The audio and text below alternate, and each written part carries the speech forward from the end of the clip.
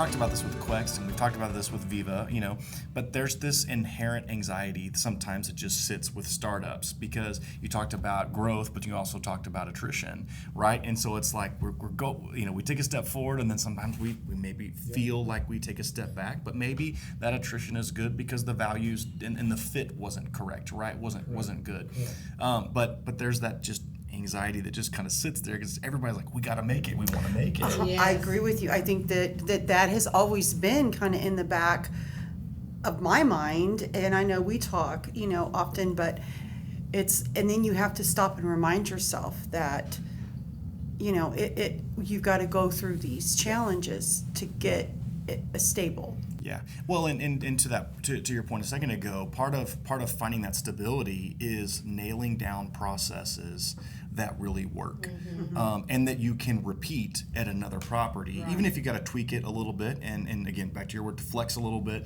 but we still have processes that we've been able to create that work from group to group. What do you think? Generally, the employees at the on-site level too are most likely Madeira, former Madeira property employees, and so that's one of the things behind starting this third-party management company. Was another reason for it was that sometimes Madeira will dispose of a property, and we may not have a place for some employees that we want to keep, right? Yeah. So now we have another platform that we can plug them into, and then maybe later on they would move back into a Madeira property, and vice versa. But it's a good way to keep good staff around us. Yeah, so let's talk about that, because I think that overlap between Madeira and between Rockwood and the back and forth, I think you said it in our kind of pre-podcast conversation about the sharing of resources back and forth. How intertwined are we? We talk through that a little bit for people just to kind of show how intertwined are these two companies. We've also intertwined the accounting department. Now they want to be less intertwined sometimes because our accounting folks, bless their heart, they have faced new challenges with Rockwood clients, and some of the Rockwood clients are more needy than others, and it's been a really big challenge for that department now. But they handle it, and we just keep rocking along. It's a team sport around here. It's all a team sport, and we've had that part of the business. It's been interesting. Yeah. When you do accrual counting and your clients want to see cash. What's the cash balance every day? Yes. When we do accrual? Yes. Yeah. That's challenging for everyone. Well, and I think that's because Madeira is such a large company that we have resources. Should we have a certain property that's not, cash free as some of the other ones, we can pull from, those areas where some of our clients, this is the only property they have. Yeah. So they don't have any other resources. So for them, it's detrimental that the income is everything has to be like the way that they've got the funding for that property, from income to expenses. And if one thing is off balance, then it just causes, sometimes a domino effect. So I understand that, but I think what the challenge becomes with different departments is that the understanding, like maybe say in accounting, is not really like, why is that so important that we provide them this? And that's not what they do every day, and they're not involved with that client as we are on that daily basis. So I think during this startup in these 2 years, this is some of the stuff that we are kind of exposing to different departments within Madeira, and we are also overcoming those challenges, which, when we look to the future, we're going to be a well-oiled machine. Yeah. Because we've worked out the kinks and we're moving forward in the right way. Yeah, and I all of that, very cool. And to come back, and you mentioned the accounting department, but we're sharing leadership as well with Casey and Katie and Rachel and Monica, and then it's all blended resources. Yeah. Every bit of it. We've done a really successful integration of Quext IoT at one of Angela's properties. That went really smooth. But just because we communicated well. Yeah. And I'll say this about communication. We've learned a lot with our clients about communication, because there may be 2, 3, 4, 5, 6 people in a GP group, and they all want to be communicated with. And then there's 2, 3, 4 of us that need to hear the same communication, just so Christie can back me up, or I can back her up, and same with Angela. So we've learned a lot about the nemesis of reply to all in our communications. And we deal with more volume of email than any other department in this any other company. I will guarantee you. Yeah. Because of just that very reason. Yeah. Everyone has to be hearing the same message. And that was a real challenge, because early on, being that, with how long I've worked with Madeira, we were always kind of under the impression we don't reply to all, because that is way too much information for that many. It's so many emails. So now, and I have both Madeira owned and fee managed properties. So I have to stop a lot of times and think, okay, is this a reply all email, or is this just reply to one person email? Well, and it's funny because we'll bring on a client, and we're thinking we're only dealing with 2 or 3 people, right? So we set up bi-weekly calls for about the first 90 days. Well, we try to do it for the first 90 days, bi-weekly calls with their clients, just to, keep them up to date with how things are going. And then we'll move that call to a monthly basis, once we've established that trust and things are flowing. But, so we start out thinking we're handling 3 people with this asset. And all of a sudden we get these emails. Can you add so-and-so to the call? Can you add so-and-so to the call? Can you add so-and-so to the call? And so we go to our first call, and there's 10 people on this call. And you're like, who are all these people? I didn't meet you, Coming out of the before. woodwork. But it's just, and then that's how that kind of goes, and where that all starts. Well, I will say this on a funny note, maybe not so funny to Jeff, but if there's one thing I know about Jeff Lowry is if you do a reply all and it's unnecessary, Jeff does not like that. But to your point, you bring up the communication piece, and I wanna bring that out a little bit, because I do think, with the wealth of experience that you guys have in this industry, with the way in which you've navigated multiple companies in different places, and multiple positions on property, what does, if you could paint a vision for us, like what is the perfect partnership? What does that synergy look like between you and a client and our people on site? What does that vision look like for you? It's trust. Everybody is following the property management agreement. There's enough communication to where a client feels they can go live their life and know that we can handle it.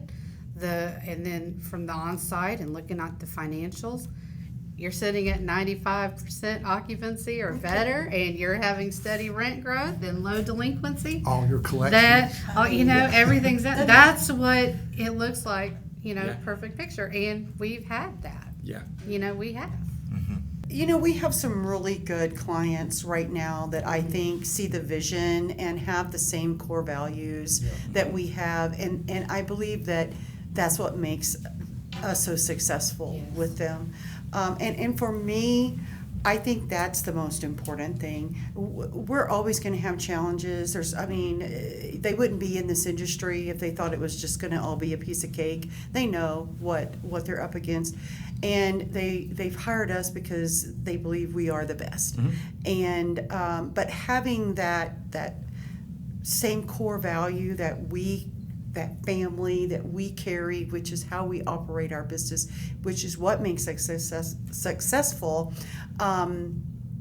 that to me is the most important thing, I think, in bringing on new clients. I just think it was very eye-opening when I got into this position and we were taking over properties from other different management, and then you take over from a Madeira property, switching it over to Rockwood. It was very eye-opening, and it made me just appreciate that, okay, we're in the right place. Yeah. We're doing the right things. It just reiterated that for me, because I was seeing it. I see why they're coming to us for help, because they need help.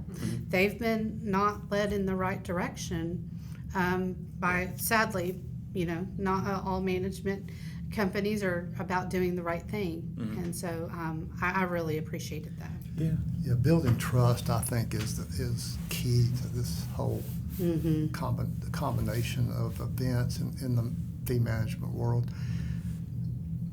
We have to build we have to be trustworthy, and they have to be trusted. Yes. So if they're trustworthy, we're trustworthy. We can overcome most any of the problems that are out Well, there. and would you say, I mean, I'm interested to hear a little bit about this, because we've talked about fit, between you and clients and us and clients, and then the trust. Is that where the breakdown happens sometimes? Is that where this, when it doesn't fit, what things step out to you and you're like, this may not work because this is not gelling? Well, I think most of the things right now that I would pin as not working have been related to the turmoil in the economy, and that the underwriting originally was not underwritten in preparation for this. And this is across the board. I mean, this is what we're seeing across the board. So give us some industry perspective on that, because for those who may not be super familiar with with at least kind of high level underwriting stuff, like, what do you mean when you say that? Well, so when they're going to get a loan, and I'm certainly not the expert here, but they're projecting what a property, how it will perform over, in these cases, at least 3 years and most likely 5. Okay. So just using a timeline, if you underwrote something based on the current economic trends of January 2021, today have been so undermined that the interest rates have tripled in some cases.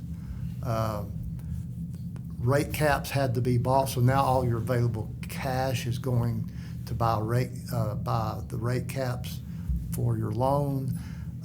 People were not paying during the pandemic, and they got accustomed to not paying after the pandemic. And then you have that whole economic influence of trying to find qualified residents who are capable and willing to pay the rent and do so. And then you got the increase of the cost of supplies and labor. I mean, it's just been turmoil. And it's not just the third-party management side. Madeira faces it too. Every company's facing it to some level. So the underwriting doesn't prepare for economic upheaval. As a matter of fact, there was never going to be another gloomy day in the multifamily market in mid-2021 till we got to the end of 2021 and the beginning of 2022. Then the reality started setting in. Yeah, and I think that's part of it, right? I mean, you talk about maybe the education. You're having to come in some cases, y'all are having to come in and do such a great job with what you're doing to make up for these and it's hard. difficulties and Yes. complexities. It's a difficult lift. And I think what we'll see, which is, sad, is that in some cases where they've moved on, it's not going to be any better there. I think that's we can sometimes be the scapegoat for them. Well, the reason we're not being able to do that is because of that. But it like Jeff said, our market, the industry itself plays a huge role. We've got clients that have certain kind of loans and they have to refinance within a certain length of time, or they're faced with, their interest rate going up. And at a time when they bought the property, our market was really well, and there was no problem getting there. And then, like Jeff said, we had COVID, and we have the aftermath from that, and now they're not where they need to be. So there's like a pressure cooker with time. We've got to get this property where, a certain way, and we have to get there fast because we've got to get that loan refinanced. So there's a lot of different variables in it that can create. We're looked at as being a magician. Make it go away. It's like, no, we're not. I mean, we're great. We are great, but we're not magicians. Well, and I again, as we talk about fee management, that is an aspect of this nuance, or that is a nuance, right? That's an aspect of the way you're doing things and have to do things that I don't know that we always appreciate, right? Because I think for Madera, we're blessed to have Charlie and Tina and Kelsey and the team who do such a great job with their underwriting and how they go through the process, that when we do have struggles, complexities, industry, things like that, Madera is ready, right? And they're doing well, and you guys are stepping in where maybe they've not had that wisdom in the underwriting process, and you are having to pull a rabbit out of a hat. To make that There are work. no buffers available. There are no cushion buffers available. Yeah. None. And we have one client, one little property that it's tucked away in a calm, little neat area of the Metroplex, and it was family owned ever since it was built, and purchased it correctly, and we've been able to do value add, and it just hums a lot. It's an anomaly. It's not. Why can't we have more of these? But a great client, but it just happened that way. It was not anything but circumstance, right? And then we find others that they're struggling. They're struggling. Yeah. And so it's all a team sport, though. We all have to bounce off of each other.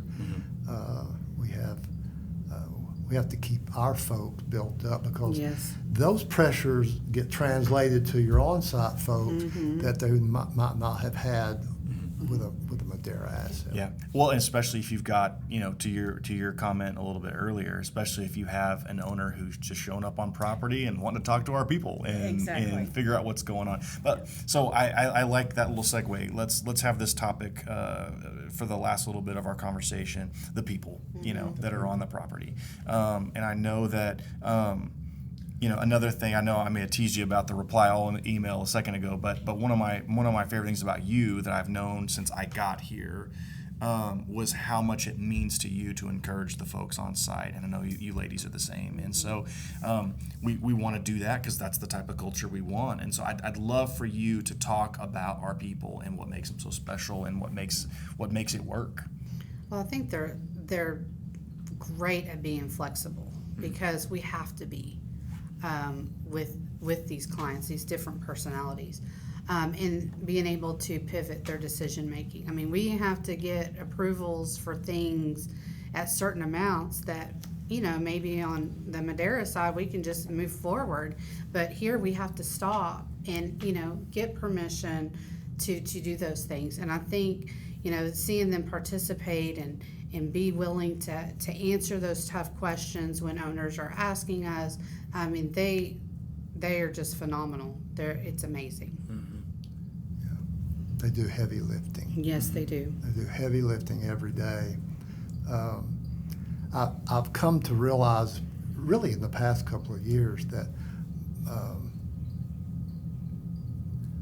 my focus is people.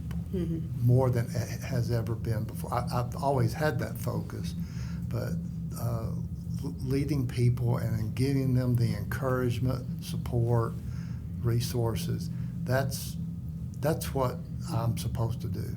That's what I'm supposed to do. Sometimes I have to answer the tough questions, or I have to push back sometimes, but supporting these ladies so they can support those out in the field. that's what we have to do. Our people are the only reason we're successful. Yes, 100%. Only reason. I agree with Yeah. that completely. Yeah. I feel like when I talk about my teams, like they're my hero, because one slight difference on a Rockwood property compared to Madera is you know you have this industry benchmark, industry standard of how many people you should have working at a property, and of course we all kind of want to do the best we can, but with inflation and the cost of staffing rising and all those variables, we've got very many Rockwood clients who have chosen to go back to the bare minimum of what that property is required to have. So we've cut staff on a lot of assets. And what you would expect to see is that the quality, the customer service, which should, by all rights and purposes, show the effects of being cut by half in some cases on staff. What I see is them flourishing, occupancies rising, delinquencies being reduced. You can walk to that property any day of the week, and it's going to look the same as it did as if an owner was coming to visit. So, my hands, I just can't say enough good about their dedication. Their core values are above the rest because they care about what they do. We talked about this, though, that cannot be sustained long term. I mean, because it will create burnout. Yeah. And we're doing it in a moment here because the economic circumstances demand it. But you can't keep doing that. You can't say, well, this is the new successful way of doing things. No, this is a moment in time, and we can't do this indefinitely. Yeah, and that I really appreciate you guys bringing that out, because it's not just that you're giving us a nuanced perspective. It's not just that you're talking about the people, but I think our people who are going to hear from you, on this podcast and in this conversation, they need to know that you understand the difficulties that are happening on property, that you are in touch. And so I really appreciate you bringing that out, and you guys having such connection with the folks out there that okay, we hear you, we know what's going on, this can't be sustained, and we're working to take care of you in the future. Thank y'all so much for doing this. I know that they clearly, you guys, you're in DFW and you're helping, you live in Houston, but also helping with the Austin crowd. And then of course you're in Lubbock, you guys flew in for this. And so I just thank you so much for being here and for having this conversation. It's always good for, no matter which of the Madera companies we're talking about, it's good for them to hear what you guys are doing and what you're working on, and to see how your values are pushing your vocation and what you're doing. And so thank you so much for being here. I appreciate you coming. Thank you. Yeah, absolutely. This was fun. We'll keep doing these things and keep trying to figure out how to best work together and to take care of one another and keep these processes going. And thank you guys so much for listening, and thank you to you guys for joining us, and we'll see you next time. Thank you.